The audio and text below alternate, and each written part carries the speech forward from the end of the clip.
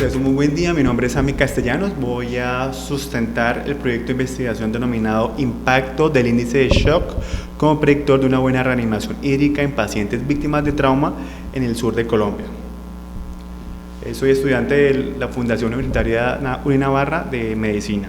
Como componente introductorio, la OMS afirma que los traumas son considerados como una epidemia desatendida por los países de bajos ingresos, generando más de 5 millones de muertes al año. Según estimaciones del informe de situación global de seguridad vial de 2018 de la OMS, se considera que es la octava causa de muerte en todas las edades y la primera en grupos etarios de 1 a 45 años. Representa una tasa de mortalidad 3 veces mayor en países de bajos ingresos respecto a los de ingresos mayores.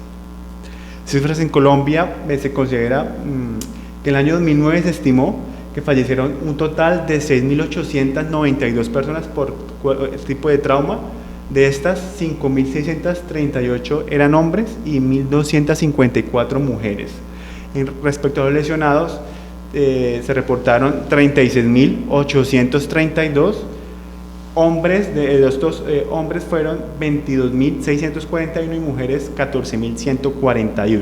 Para el departamento del Huila, donde se ubica el estudio, en el 2019 se reportaron un total en hombres de 194 y mujeres un total de 35 en cuanto a la letalidad. A pesar de los múltiples avances en los protocolos de reanimación, las hemorragias siguen representando casi el 50% de todas las muertes dentro de las 24 horas posteriores al trauma. La mitad de estas muertes ocurren en los traslados, situación que puede ser prevenible. Es importante considerar que la reanimación siempre debe ser equilibrada y oportuna y dirigida a reducir las coagulopatías, las lesiones pulmonares y el síndrome compartimental abdominal secundario al trauma. Las hemorragias inducidas por lesiones orgánicas pueden causar choque hemorrágico, no siempre, pero pueden, lo que conduce finalmente a la muerte de los pacientes. Las coagulopatías se describen aproximadamente el 25% de los pacientes con algún trauma grave.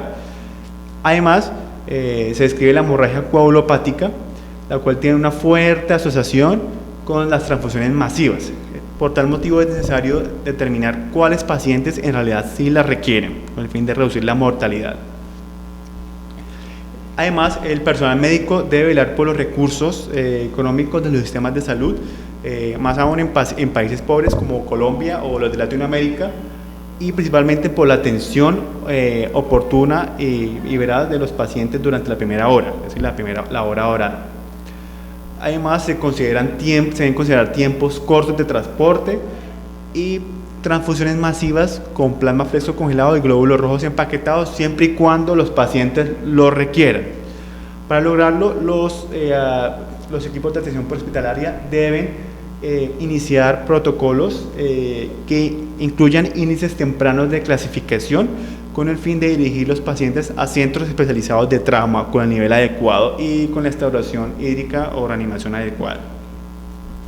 Es una alerta para considerar que la hipovolemia es la consecuencia de choque hemorrágico. Antes se venía estableciendo que los cristaloides era el único método empleado y el método inicial, y esto pues ya se revierte debido a que el suministro de oxígeno solo puede ser establecido con plasma con soluciones salinas, con una concentración adecuada de hemoglobina brindada por las transfusiones. Además, hay que tener cuidado con la sobrecarga de volumen y con el balance de líquido acumulativo positivo que se da en estos pacientes con el fin de reducir la mortalidad, dado que el recurso natural de los procesos inflamatorios desencadenan un aumento de la permeabilidad capilar y mayor difusión orgánica, y con los líquidos pues vamos a causar mayor lesión. Para esto existe el índice de shock, el cual ha demostrado ser un marcador clínico efectivo cuando el puntaje es mayor de 0,9 y se destaca como un predictor de mortalidad superior que los signos vitales aislados, como la tensión arterial sistólica o la frecuencia cardíaca.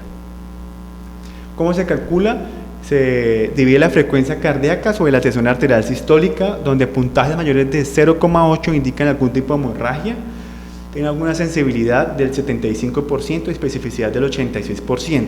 Esta investigación, o la primera investigación que habló del índice de shock, fue en el año 1967 con los animales Al Gover y Burri, los cuales emplearon una población total de 150 pacientes hombres previamente sanos con estados hipovolémicos, determinaron que índice de shock superiores a 1 describen algún tipo de shock inminente. El objetivo de la investigación es determinar la relación pronóstica de la reanimación hídrica y índice de shock durante las primeras 72 horas en pacientes atendidos en un hospital universitario de Colombia. Materiales y métodos: se empleó un estudio de corte prospectivo y observacional con 180 pacientes víctimas de trauma en un hospital universitario de enero a diciembre de 2019. Se incluyeron pacientes mayores de 15 y menores de 85 años. Se excluyeron pacientes con alguna enfermedad metabólica o trastornos hipertensivos y a todos se les realizó índice de shock al ingreso. Para la recolección de datos y análisis estadísticos se utilizó una variable dicotómica grupo A y grupo B. Para el grupo A se estableció un índice de shock menor de 0,9 y para el grupo B índice de shock menor de 0,9. La recolección de datos fue de tipo observacional, directo, no participativo. Las historias clínicas se obtuvieron los datos importantes en cuanto a epidemiología, datos clínicos y de signos de gravedad con el fin de realizar el registro de las escalas de gravedad en las que se encuentra el índice de shock. Mediante tablas dinámicas de Excel se registraron los datos y se administraron. Para las variables continuas se utilizó la prueba de T-Student y para las variables categóricas el chi-cuadrado de Pearson. En cuanto a la significancia estadística, el valor TP se estableció en menor o igual a 0,05. Este es el Hospital Universitario de Neiva, el cual se encuentra en Neiva, departamento del Huila, en Colombia, al sur del país. Cuenta con experiencia en el sector de trauma, es el punto de referencia en el sur colombiano. Además, cada año se hospitalizan más de 4.000 pacientes por trauma. Para los resultados, el mecanismo de trauma y el sexo, vamos a ver que los hombres son los más afectados, con un total de 137 pacientes. La edad media de los participantes para el grupo A en años fue de 38,7 años y el grupo B fue de 30,2 años. El mecanismo de trauma, la motocicleta fue el más representativo, con un total de 59 lesionados. Para el grupo A 33 y para el grupo B 26. El tipo de trauma con mayor casos fue el contundente, con 120 casos en total, 76 para el A y 44 para el B. El segundo semestre pues, fue el más afectado, con un total de 106 pacientes. En cuanto a la reanimación hídrica, la solución más empleada fue la solución salina al 0,9%, la cual se empleó en 113 pacientes. La de mejor resultados fue los glóbulos rojos empaquetados, se empleó en 71 pacientes sin ninguna letalidad. Y el lactato de Ringer, la solución hipertónica fue la segunda que tuvo mejor resultado, se empleó en 61 pacientes sin ninguna letalidad. El lactato Ringer fue la peor solución, la que peor resultados se obtuvo, con una letalidad de 41 fallecidos, en un total de 71 pacientes.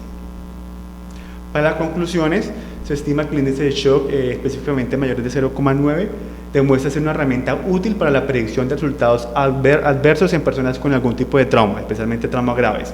Facilita la identificación fácil y oportuna de pacientes críticos que aparentemente demuestran estados generales estables, y facilita la elección de la terapia hídrica encaminada a la reanimación de shock hipovolémico, siendo los hemoderivados la mejor opción en pacientes graves. Muchas gracias.